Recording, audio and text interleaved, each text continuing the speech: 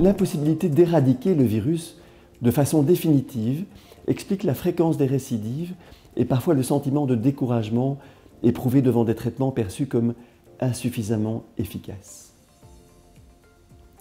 La disparition spontanée des lésions dans les 2 ans peut justifier l'abstention thérapeutique si le préjudice esthétique est accepté par le patient. Les verrues cutanées régressent le plus souvent spontanément dans les 2 ans.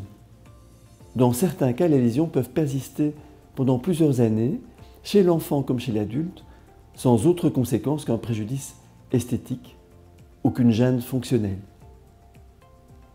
Le préjudice esthétique est le principal facteur motivant le recours à un traitement qui reste à ce jour purement symptomatique.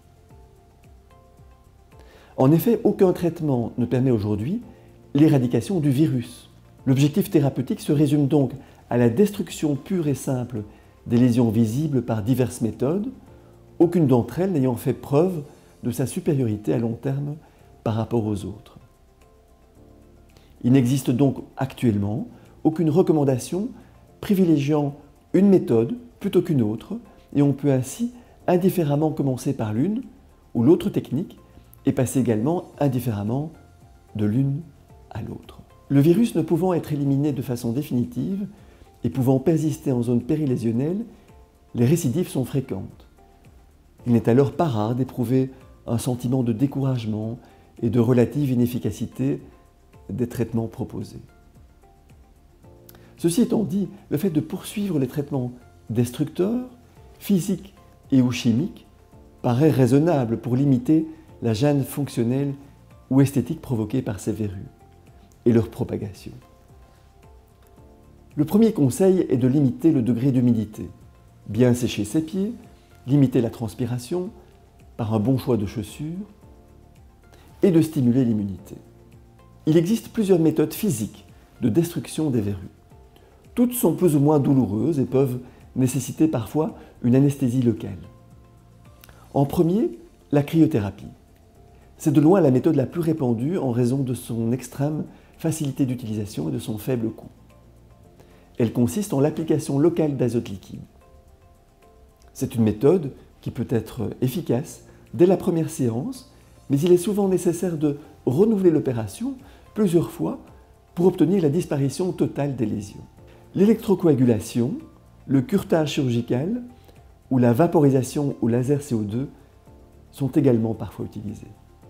Il existe également plusieurs méthodes chimiques, comme les kératolytiques, des préparations à base d'acide salicylique à des concentrations variant de 10 à 60%, associées ou non à de l'acide lactique et ou de l'acide trichloracétique, pouvant être appliquées quotidiennement sous pansement occlusif, fermé pendant 1 à 2 semaines pour désépaissir et décaper les verrues, surtout si elles sont épaisses.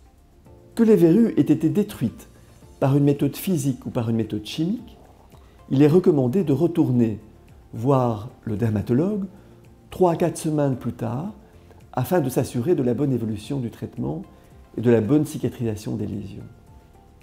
Il n'est pas rare que des séances supplémentaires soient proposées en raison d'une disparition incomplète des lésions. Un suivi mensuel ou tous les 2-3 mois par le dermatologue est recommandé jusqu'à la disparition complète des lésions.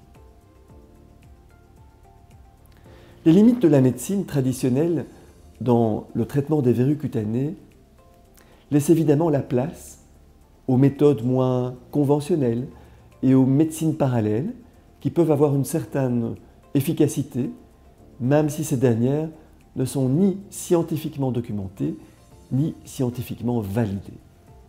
Les traitements homéopathiques, les traitements phytothérapeutiques sont ainsi régulièrement essayés par bon nombre de personnes, avec parfois une relative efficacité, en n'oubliant pas cependant que l'évolution naturelle des verrues est habituellement leur disparition spontanée avec ou sans traitement. L'avenir du traitement des verrues reposera très probablement dans le futur sur des stratégies d'immunostimulation ou de vaccination.